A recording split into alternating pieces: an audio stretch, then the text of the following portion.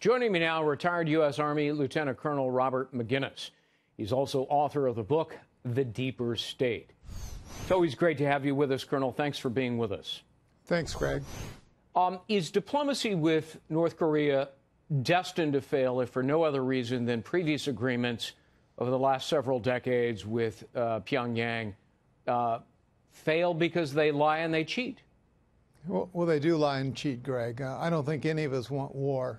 Clearly, they have 60 years plus of doing exactly that.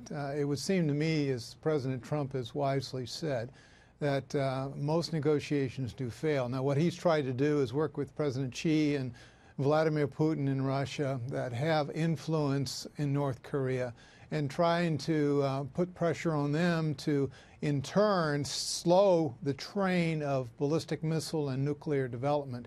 But this train continues to move. I think predictably, and I'm going to be right on this, they'll continue more missile tests. They'll try to, refine their guidance system, their warhead, or their warhead that would deliver some type of nuclear or biological agent on a ballistic missile, and they'll probably do some sort of atmospheric test. That is what they've said, and I think they've been pretty good at predicting their own future behavior, and not very encouraging, quite frankly, but that's the reality we face. At some point in time, if they keep firing off these missiles, would it be wise and prudent to use an Aegis system, for example, and start shooting them down? In 2009, I said on this network that we should do that then, because I had every reason to believe, because I've been studying this for 50 years, that they would do exactly what they've done. They've continued to proliferate, to improve, and thanks to the Russians, they have an ICBM that works.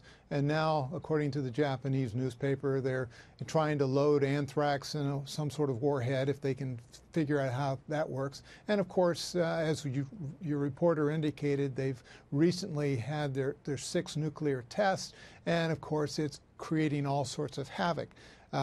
I think they have, within the year, a workable nuclear weapon.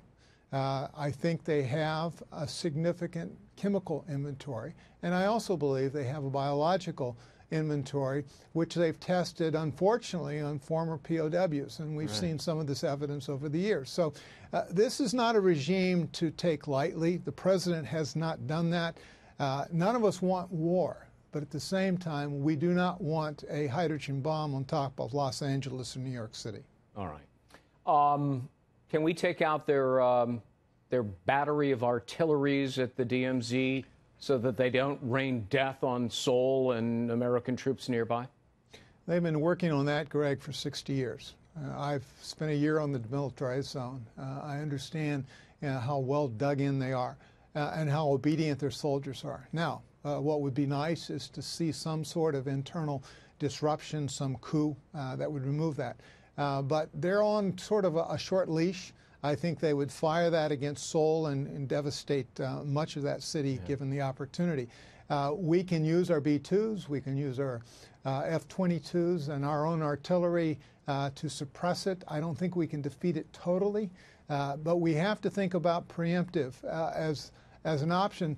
And of course, the only alternative is containment. And containment of a unpredictable rogue regime like this is going to be very, very difficult in the future. Right. Maybe it worked with a fairly rational leadership during the Cold War among the Soviets, but these people are not rational. We'll have to leave it at that.